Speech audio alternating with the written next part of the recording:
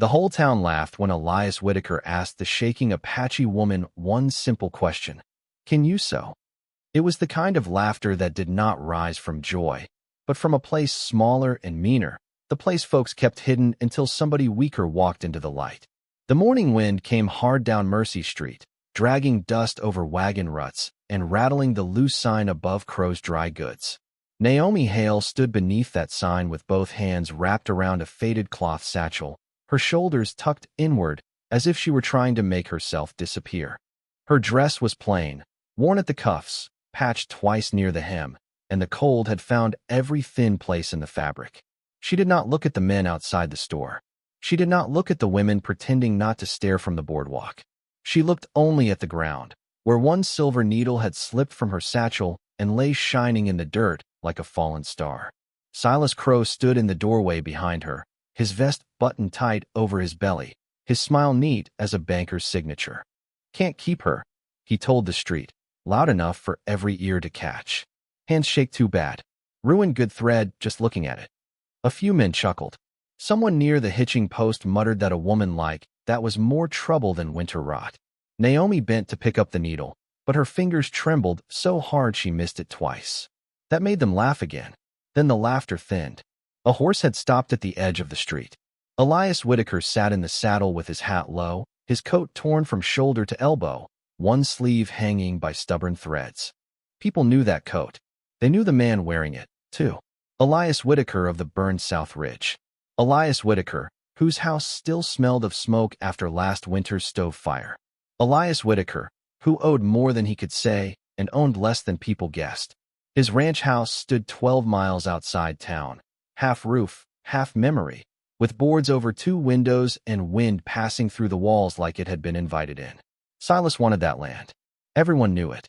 Elias knew it better than anyone. He dismounted slowly, boots touching dirt without hurry, and crossed the street. The laughter died one cough at a time. He stopped beside the needle and picked it up, holding it between his thumb and forefinger. It was small, bright, ordinary. Yet Naomi's eyes followed it like it was the last honest thing she had left. Elias looked at her satchel, then at her shaking hands, then at the torn sleeve of his own coat. He did not ask where she came from. He did not ask what Silas had done. He did not ask why a woman who looked half frozen carried sewing tools instead of bread. He simply held out the needle and said, "Can you sew?" For a moment, nobody moved. Even the horses seemed to listen.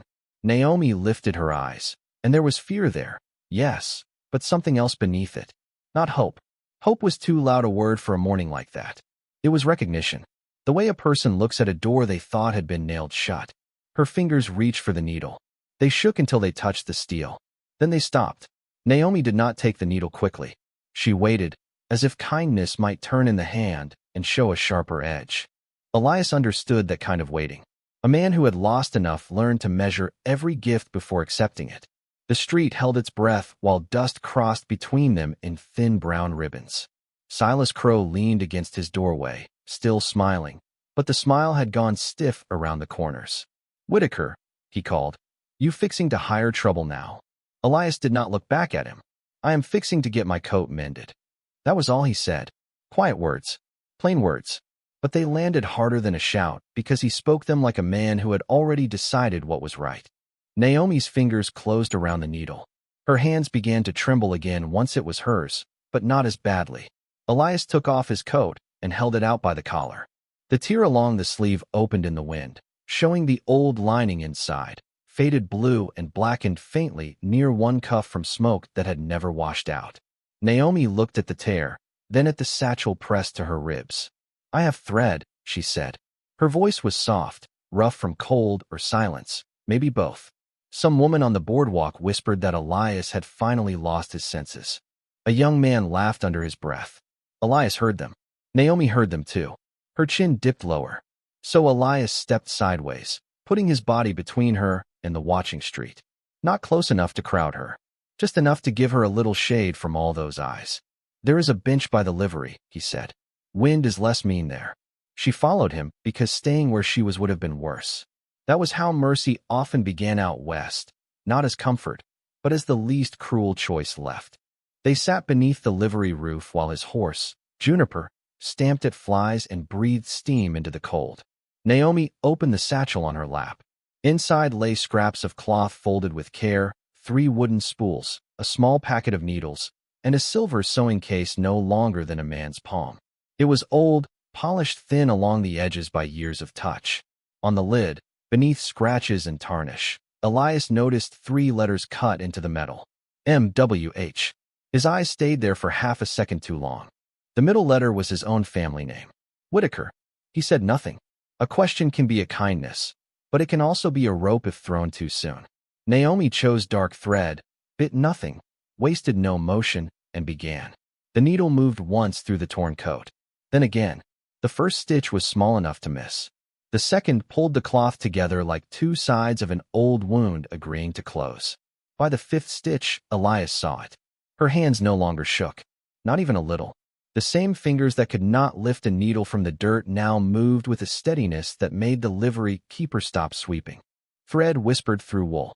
The wind worried the loose boards overhead. Across the street, Silas Crow watched from his doorway, and for the first time that morning, he was not smiling. Naomi worked until the torn sleeve lay flat across her knee, not patched like a beggar's coat, but shaped clean, reinforced from beneath, the seam nearly invisible unless a person knew where hurt had been. She held it out without pride, without asking for praise. Elias took the coat and ran his thumb over the stitching. It was stronger than the cloth around it. Better than before. "How much do I owe you?" he asked. Naomi blinked, as if the question itself had weight. "Whatever you think fair." Elias reached into his pocket and found 2 nickels, 1 penny, and a brass button. It was a poor man's pocket. Everybody in Mercy would have laughed again if they had seen it. Instead, he closed his fist and looked toward the South Ridge, where his broken house waited 12 miles away under a sky the color of tin. "I have food," he said. "A roof that leaks.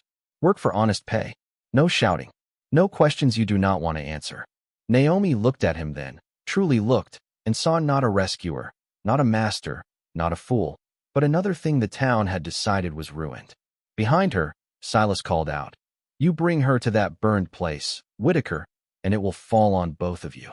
Elias put on the mended coat. The sleeve held firm when he bent his arm. "Then I guess we will start with the roof," he said. They left Mercy just past noon, with Naomi riding behind Elias on a gray mule borrowed from the livery, and Juniper walking slow enough for both animals to keep the same dust.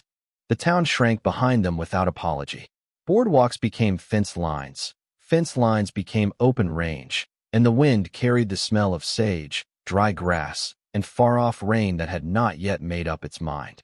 Naomi kept both hands around her satchel, not because she feared Elias would take it, but because some things were all a person had left when the world finished taking everything else. Elias did not fill the miles with talk. He had learned long ago that silence could be a room if a man built it right. So he let the hoofbeats speak, let the leather creak, let the patched sleeve on his coat hold against the cold. Every few minutes, he felt Naomi looking at that sleeve, as if she did not trust her own work to remain true once it left her hands. It did. The seam held firm, stronger than the cloth around it.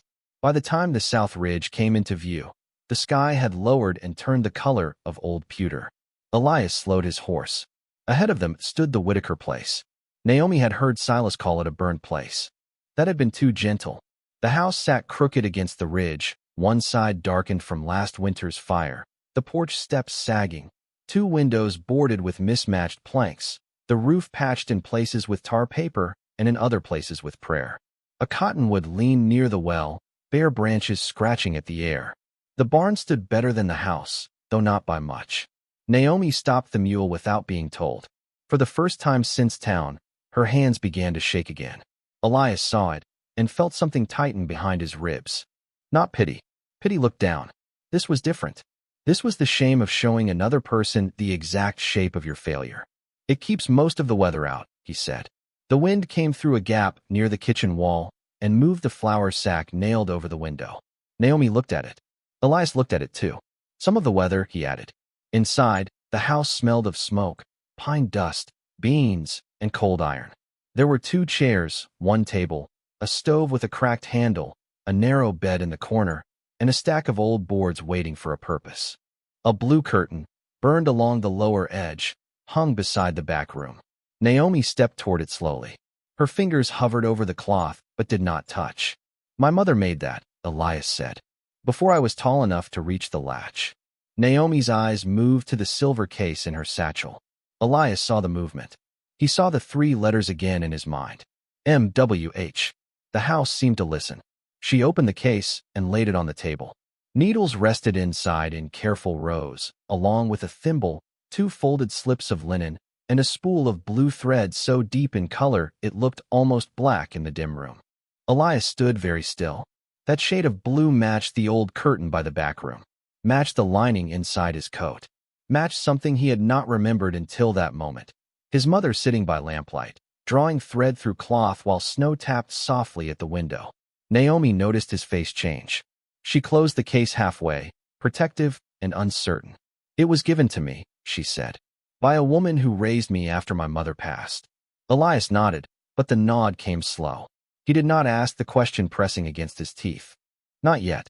Outside, the first small flakes of early snow began to drift through the yard, too few to matter, just enough to warn.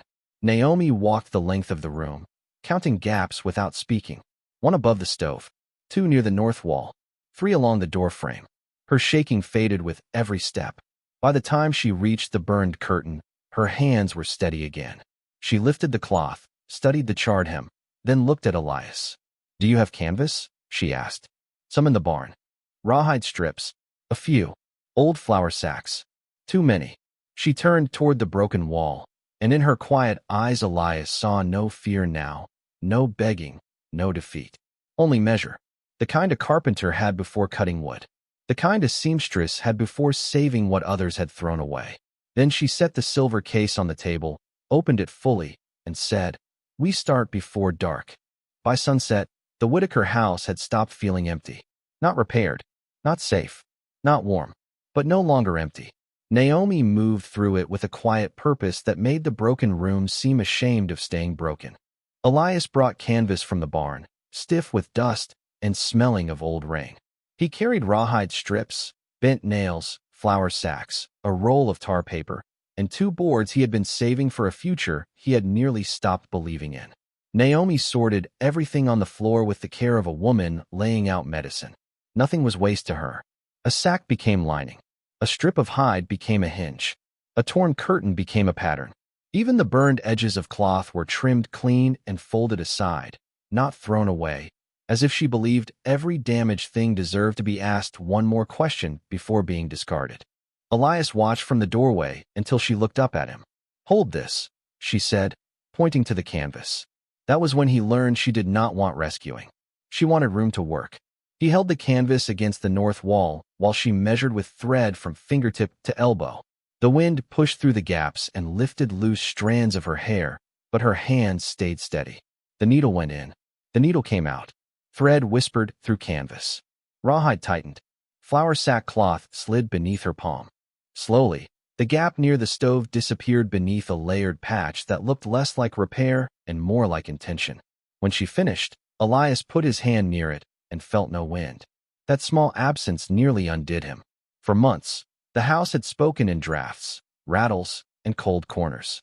Now one piece of it had fallen silent. Naomi did not stop to admire it. She moved to the door frame and began again. Night settled beyond the windows. The lamp burned low. Elias warmed beans on the stove and set a plate near her, but she only nodded and kept working until the last seam was tied. By then, the room held heat long enough for both of them to notice. Elias took the narrow bed and dragged it toward the fire. Naomi stepped back at once, wary, but he only pointed to it, and then to the quilt folded at its foot. "You sleep inside," he said. "I have slept in the barn before." She looked at him as if trying to find the hidden cost. There was none. He took his coat from the chair, the mended sleeve catching lamplight, and carried a blanket toward the door. Before he stepped outside, Naomi spoke. "Why trust me?" Elias paused with one hand on the latch. The question was small, but it filled the house from wall to wall. He looked at the patched north wall, at the silver case on the table, at the old blue curtain his mother had made, stirring faintly where the wind still entered from another crack. "Because a bad hand cannot make a good stitch," he said. Then he went out into the cold. Naomi stood alone in the room for a long while after that. The fire clicked softly. Snow tapped the roof in thin, dry grains. She ran her fingers across the seam she had made, then across the burned curtain, then opened her silver case again. Beneath the blue thread, under a folded slip of linen, something pale showed at the bottom. Not cloth, paper. She had seen it before, but never unfolded it. The woman who raised her had told her some things should wait until they found the right house. Naomi lifted the paper halfway, and 3 faded words appeared in careful ink. Whittaker South Wall. Her breath caught. Outside, in the barn, Elias lay awake under his blanket, listening to the wind test the house and fail at the place she had mended. Morning came gray and thin, with snow dusting the yard just enough to show every track between the barn, the well, and the front step.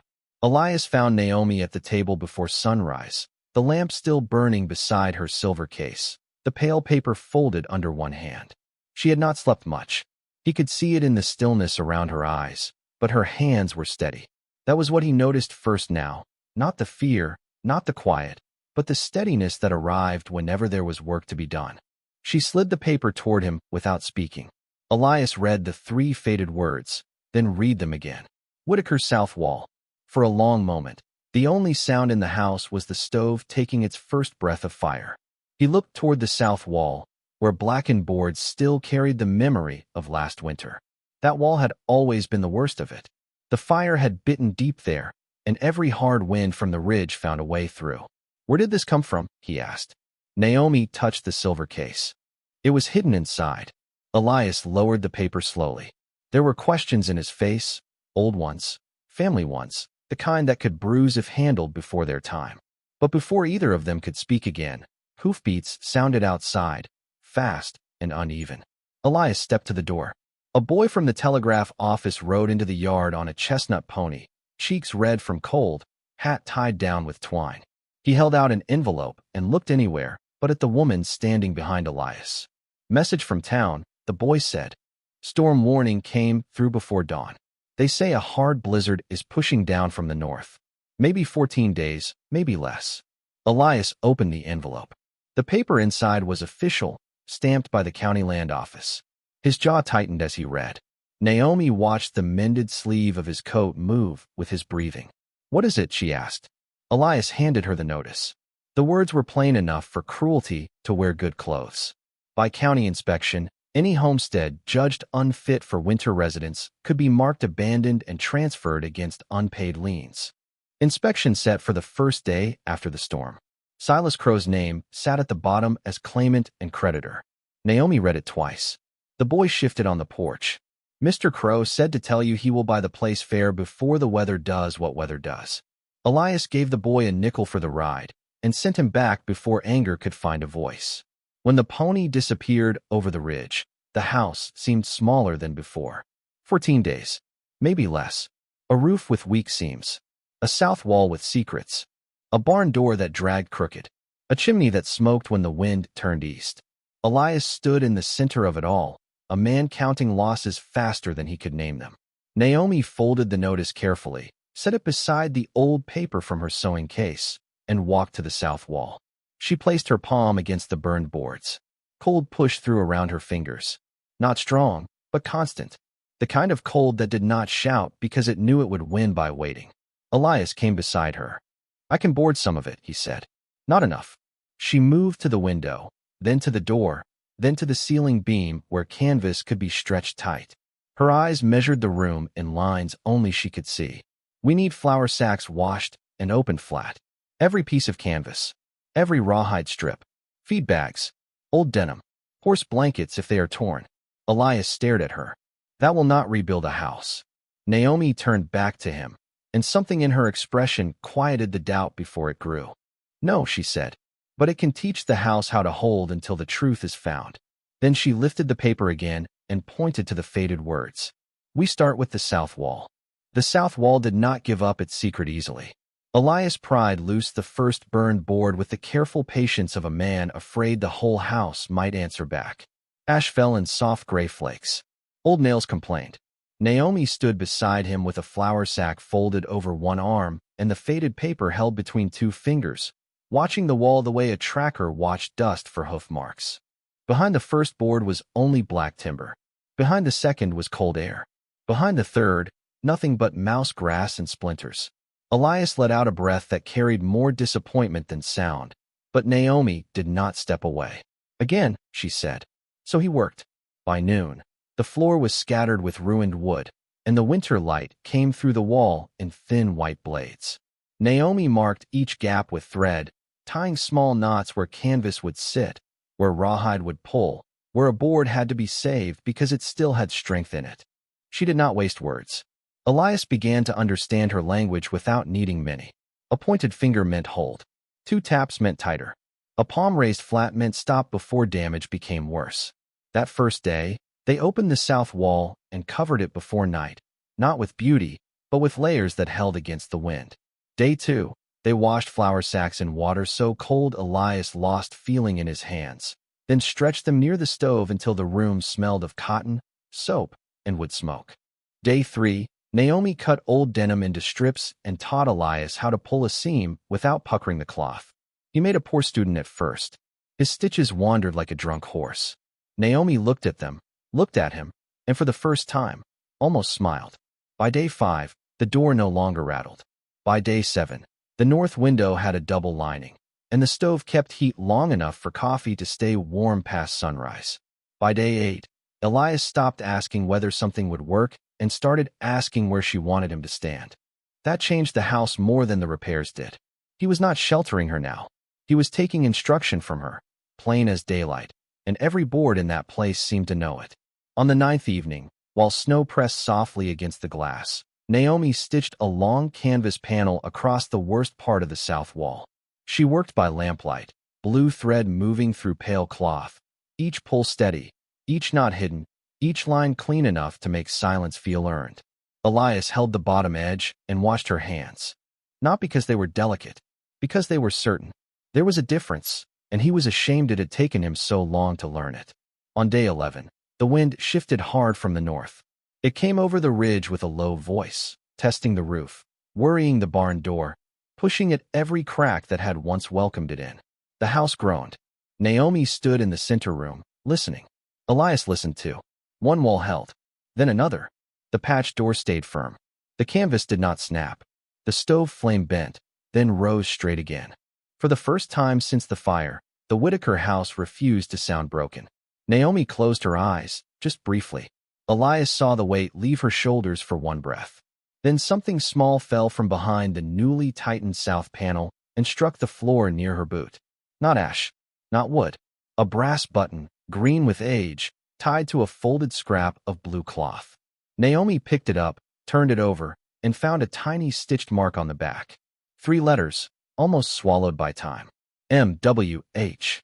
By the 12th morning, the Whittaker place looked different from the road. Not rich, not new, not proud in the way fresh paint made a house proud. It looked held together by stubbornness and clean work, by canvas pulled tight, by seams hidden where the wind used to enter, by a porch swept for the first time in months, because a house that planned to survive ought to stand decent before the weather came. Naomi pinned the blue scrap with the brass button above the table, beside the faded paper from her sewing case. Elias looked at those 3 letters more than once, but neither of them spoke of what they might mean. The storm clouds were gathering too fast for old mysteries to be opened carelessly. Near noon, dust rose on the road below the ridge. Too many horses for a neighbor. Too straight a line for passing travelers. Elias stepped outside and found Silas Crow riding at the front with Sheriff Abel Monroe beside him and 5 townspeople trailing behind, like witnesses brought to a hanging they did not yet understand. Mrs. Abigail Turner came in a small wagon at the rear, her gray bonnet tied tight against the wind, her eyes fixed on the house. Silas dismounted with a folded paper in one hand and satisfaction in the other. He looked at the patched roof, the tightened door, the canvas work along the south wall, and his mouth thinned. "Well now," he said, loud enough for the group to hear. "Looks like stolen goods can make a poor place handsome." Naomi stood in the doorway behind Elias. Her hands did not shake, not until the sheriff looked past Elias and asked where the cloth had come from. Silas unfolded his paper. 6 yards of canvas missing from my storeroom. Blue thread, rawhide cord, Flour sacking. Same sort I see all over this house. Elias kept his hands open at his sides. Most of this came from my barn. Silas smiled. Easy thing to say when the woman doing the cutting has already been dismissed from my shop for ruining materials. The word dismissed was polished smooth. It hid the shove of shame, the laughter, the needle in the dirt. Naomi did not answer. The townspeople watched her silence and began filling it with whatever they had carried up the hill. Fear, suspicion, old stories, easy lies. Mrs. Turner climbed down from her wagon slowly, one hand braced on the wheel. "Let me see the work," she said. Silas turned. "This is county business, Mrs. Turner." "Then the county can wait while an old woman looks at a seam." She walked past him before he could stop her. Naomi stepped aside. Inside, the house held warmth. That alone made several people quiet. Mrs. Turner touched the canvas near the stove, then the window lining, then the long south panel. Her fingers moved like memory returning home. Elias watched her face change when she saw the tiny marks Naomi had hidden inside each finished seam, small coated stitches along the underside. One for old canvas, one for feed sack, one for horse blanket, one for fabric from the burned blue curtain. Mrs. Turner turned to Silas. "A thief hides where things came from. This woman kept account better than most merchants." Silas flushed.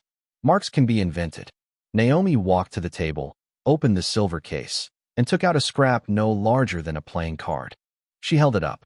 On it were samples of every thread and cloth she had used, each stitched beside a small note in careful writing.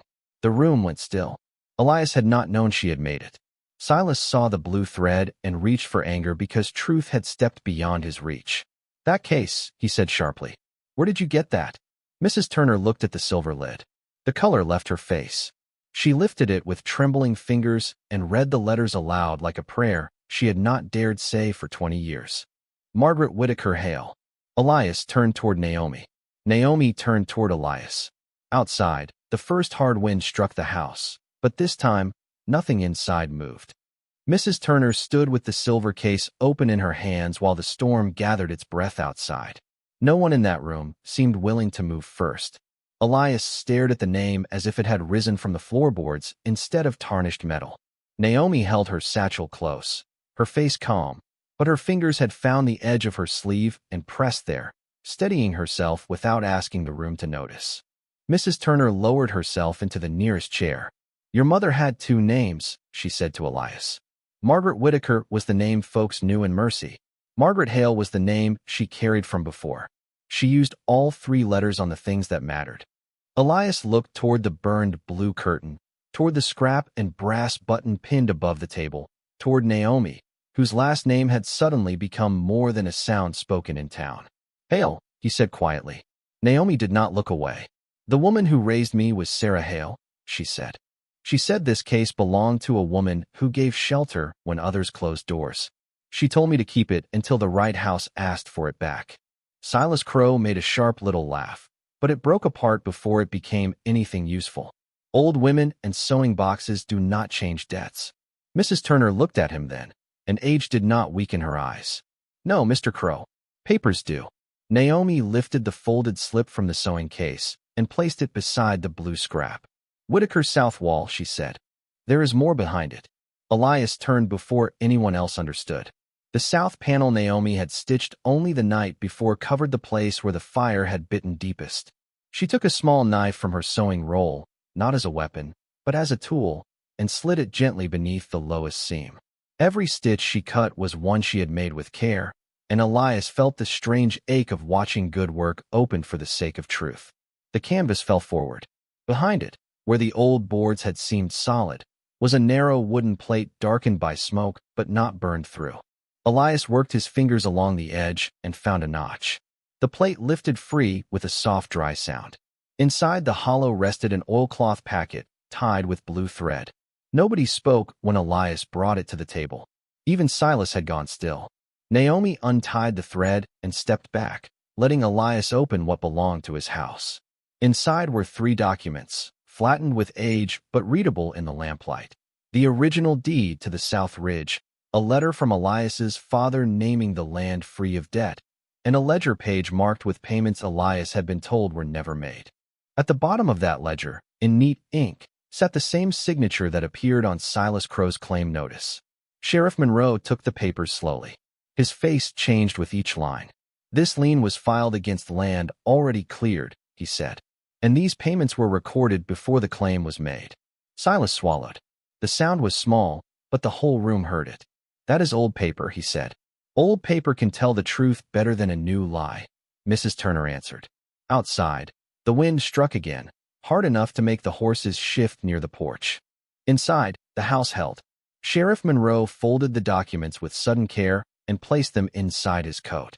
"Mr. Crow," he said, "you will ride back to town with me and answer for this before the county judge." Silas looked at the repaired walls, the warm stove, the people watching him, and finally at Naomi. Not one word came to save him. Naomi did not smile. She did not lift her chin in triumph. She only picked up the cut canvas, threaded a needle with blue, and began closing the seam again. Elias watched her hands move. Those hands had found the draft, sealed the cold, kept account of every scrap, and opened the wall where his mother had hidden the truth. When the first full snow began to fall beyond the window, Elias understood that Naomi had not rebuilt his house by making it look new. She had rebuilt it by teaching it to remember what it was. The blizzard reached the south ridge before midnight, not as a sudden fury, but as a long white hand closing over the world. Snow covered the yard, the well rope, the wagon tracks, the porch rail, and the place where Silas Crow's horse had stood before the sheriff led him back toward town. By morning, the road to Mercy had vanished beneath 2 feet of white, and the wind moved across the ridge with the low, patient voice of something that expected every weak thing to surrender. The Whittaker house did not surrender. Its canvas seams tightened. Its rawhide braces held. Its flour sack linings swelled against the cracks and kept the cold outside where it belonged. Elias woke in the chair near the stove with his mended coat across his knees and saw Naomi at the table, still working by lamplight though dawn had come gray behind the windows. She was sewing the cut place in the south panel closed again, stitch by stitch, blue thread disappearing into pale canvas like a river under snow. Her hands did not shake. Not once. He rose quietly and added wood to the stove. She looked up, and for a moment neither of them spoke. Some gratitude was too large for words and too honest for hurry. Near noon, shapes appeared through the storm. First one horse, then another, then a wagon with its wheels half buried. Elias opened the door and found Mrs. Turner wrapped in a wool shawl, Sheriff Monroe beside her, and 3 families from the lower road huddled against the cold. Their own stovepipes had clogged. Their windows had failed. Mercy, for all its painted signs and proud talk, had not been built as well as the house they had mocked.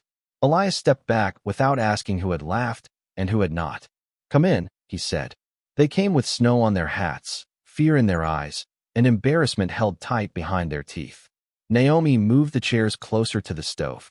She gave a blanket to a child, patched a torn mitten before the mother could apologize, and set a pot of beans where everyone could reach it. No one called her trouble. No one called the house burned.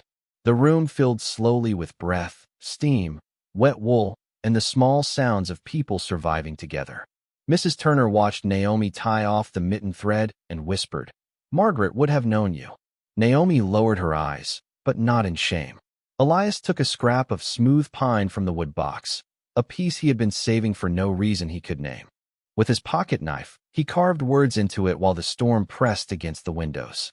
When the weather broke 3 days later and the sun returned to the ridge, he nailed the sign beside the front door where every rider could see it. Naomi Hale, seamstress and house mender. The letters were uneven, but they held. In the weeks that followed, people came up from Mercy carrying torn coats, split saddlebags, busted curtains, loose harness straps, and the quieter things they did not know how to mend in themselves. Naomi charged fair. Elias paid fair. The county judge cleared the Whittaker land before spring thaw, and the South Ridge stayed where it belonged. But folks remembered something else more than the papers. They remembered that when winter came hard, the strongest house in the valley was not the newest one, or the richest one, or the one built by men who talked loud in town. It was the house a quiet woman stitched back from the dead, one honest seam at a time. And when the wind touched those walls after that, it no longer sounded like ruin. It sounded